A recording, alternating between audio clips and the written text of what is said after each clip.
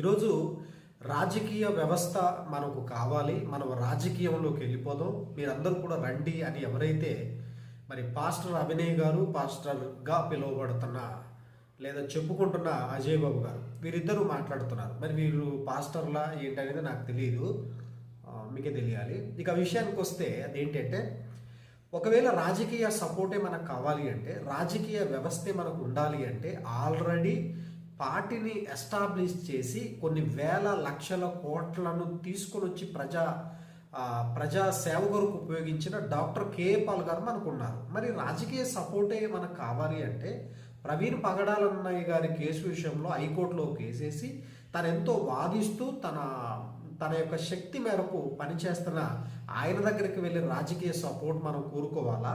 ఆయనతో కలిసి మనమంతా క్రైస్తవ్యాన్ని బలపరుచుకోవటం న్యాయమంటారా? లేదా ఏమాత్రము నీతి నిజాయితీ లేని దేవుని సొమ్మును దేవుని పిల్లలు దేవుని పని కొరకు ఇస్తే దానిని స్వలాభానికి వాడుకొని సుఖభోగాలకు వాడుకునే ఇలాంటి వారు రాజకీయ పార్టీని ఏర్పాటు చేసి క్రైస్తవ సమాజాన్ని మరి కాపాడుతాం, పొడి చేస్తాం, తుడి చేస్తాం అంటే నమ్మాలా? దయచేసి ఒక్కసారి ఆలోచించండి. ఆల్రెడీ మనకు రాజకీయ పార్టీ నిజంగా కావాలి అంటే కేఏ పాల్ గారి దగ్గరికి వెళ్ళి, ఇదిగో మనకు రాజకీయ వ్యవస్థ మనం బలపరుచుకుందామని విలేజ్ లెవెల్లో పనిచేయడానికి సిద్ధపడవలసింది పోయి కొత్త పార్టీని పెట్టడానికి గల కారణం ఏంటంటే, కేవలం ఎలక్షన్ టైంలో మాకు ఇంత ఓటు బ్యాంకింగ్ ఉంది అని చెప్పి మీటింగ్కి వచ్చిన ప్రతి వారిని వీడియోలు ఫోటోలు తీసేసుకొని మాకు ఓటు బ్యాంక్ ఇంత ఉంది కాబట్టి మాకు ఎంత ఇస్తారు అని వేరే పార్టీలు వేరే రాజకీయ నాయకుల దగ్గరికి వెళ్ళి అమ్ముడు పోవడానికి లేదా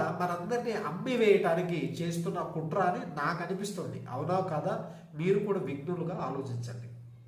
ఎందుకంటే రాజకీయ వ్యవస్థ అనేది వీళ్ళు కనీసం ఒక ఏమంటారు జ్ఞాపకార్థ కూడికకు కూడా డబ్బులు భిక్షమెత్తుకొని చేసిన వీళ్ళు రాజకీయ పార్టీ వ్యవస్థ నిర్మించి మన భవిష్యత్తు తరాల మన పిల్లలకు న్యాయం చేస్తారంటే ఎలా నమ్ముతారు? వీళ్ళ చరిత్ర మీరు ఒకసారి ఆలోచించండి.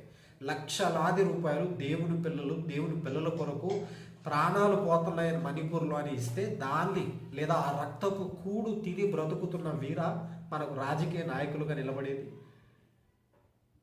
ఎందుకంటే ఏం చెప్పలేరు.